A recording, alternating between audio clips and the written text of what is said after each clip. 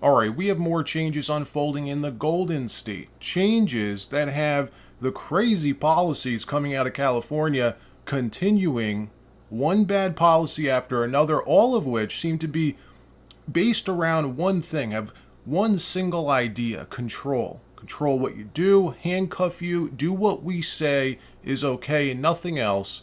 Well, the latest idea is completely insane. In fact, it's straight out of the WEF Great Reset Handbook. This policy was proposed by the WEF in 2023. They started rolling it out in some European countries this year, but no politician in the States dared touch this until now.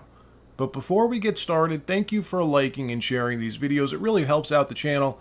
And consider subscribing so you don't miss these regular updates.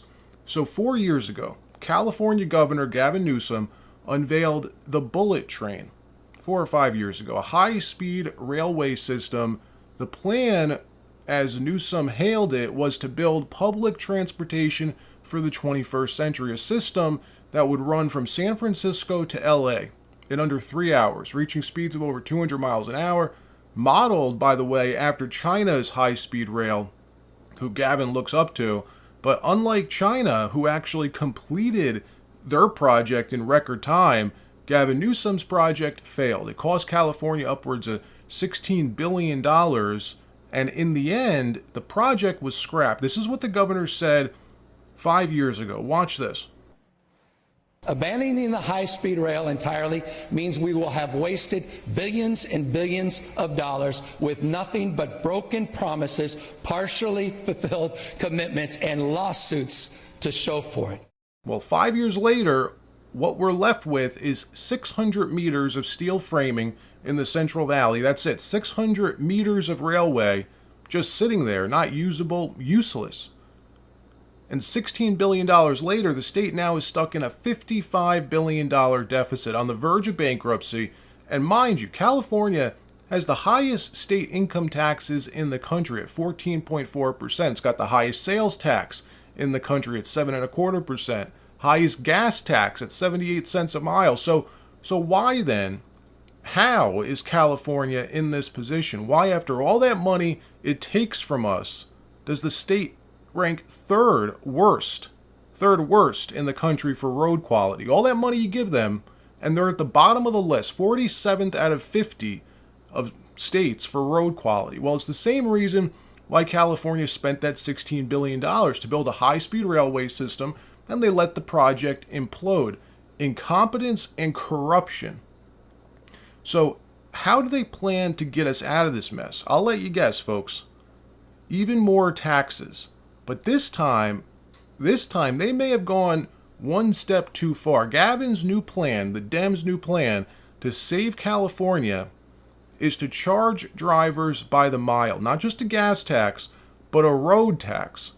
Every mile you drive in California will soon cost you. This isn't just an idea, by the way. This is about to get rolled out, and it gets worse. How do you think they plan to track this? How will they know how many miles you drive on California roads? How do you think? Forced GPS integration. Talk about Big Brother, folks. People always said that California would tax the air that we breathe if they could. That was the running joke. These people are relentless, and the crazy thing is they're going to get reelected.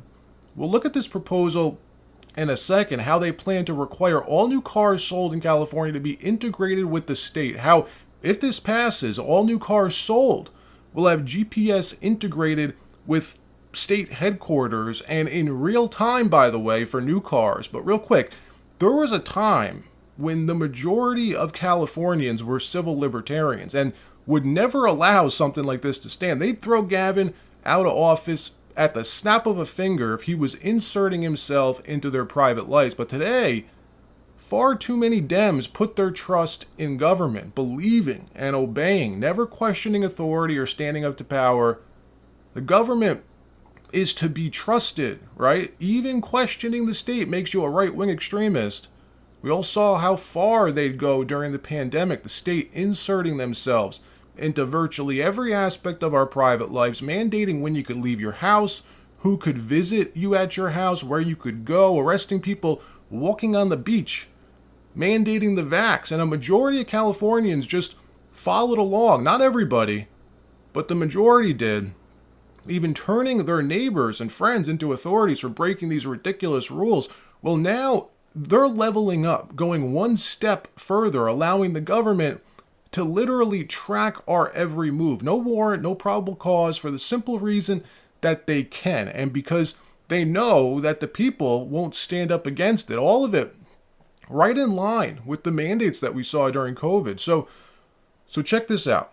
Caltrans, California Department of Transportation, has an entire website just for this new plan called CaliforniaRoadCharge.com, CARoadCharge.com, explaining why they're planning to do this, how they have to do it, they say, and how it's going to work. Wait till you see this. Look at this.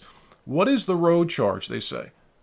Quote, road charge is an alternative funding mechanism that allows drivers to support road and highway maintenance based on how many miles they drive instead of how many gallons of gas they use. Just like you pay your gas and electric bills based on how much of these utilities you use, a road charge, also called a mileage-based user fee, is a fair and sustainable way to fund road maintenance, preservation, and improvements for all Californians instead of paying the state's gas tax, which disproportionately impacts those who cannot afford more fuel-efficient vehicles. Everyone would pay a per-mile fee for how much they use the road, regardless of what kind of car they drive, unquote. So let me get this straight. The state of California has been on a 24/7 marketing blitz for the last 5 years, longer, to convince you to trade in your gas vehicle for an EV, even offering rebates, tax incentives if you do. That plan has thus worked so well that now too many Californians are skirting by the gas tax. They say if you drive an EV, you don't pay the gas tax, right? Well, correct me if I'm wrong, but wasn't that part of the promise for buying an electric vehicle in the first place? So they hoodwink you into getting rid of your gas vehicle by playing up all the money you're going to save. Then once they accomplish their goal, they end up charging you anyways. Pretty sure a lot of people, if they knew about this in the first place, they never would have traded in their gas vehicle, right? And they write this on their website, quote, California leads the nation when it comes to driving more fuel-efficient and zero-emission cars. That's a good thing, they say. However, because these cars consume less or no gas at all, funding highway and road repairs based on a gas tax no longer works. Even if we keep increasing the gas tax with fewer Californians buying gas, the funding will eventually disappear. California needs to replace the gas tax with a funding system that supports our state's transportation future, unquote. And the scariest part about this, how they plan to track your miles. Well, if you have an older vehicle that doesn't have its GPS integrated, they're going to send you a plug-in device to upload your data to them. Quote, plug-in device. A device will be shipped to your home with instructions on how to plug it into your vehicle's OBD2 port, typically located under the steering wheel. If you choose to use GPS location data, this option will report any miles driven out of state on private roads or on tribal roads, unquote. For newer vehicles and all future cars, well, it's called vehicle telematics. Quote, vehicle telematics. This option is available for newer vehicles that have a connected vehicle account through the auto manufacturer. Tell me, folks, what do you think they plan to use this data for? Do you see them stopping with the road charge? Government has no business knowing where, when, or how you drive. This is China-level Big Brother at work. And remember, all of this because they can't afford to fix our roads. Why? How? Does every other state afford it, but California can't? Californians are forced to pay double the average state tax. It's insanity. They spend our money foolishly, get themselves into this mess, and their solution, take more money out of our pockets. Something needs to change in California. All right, that wraps up the news portion of this video. Now I want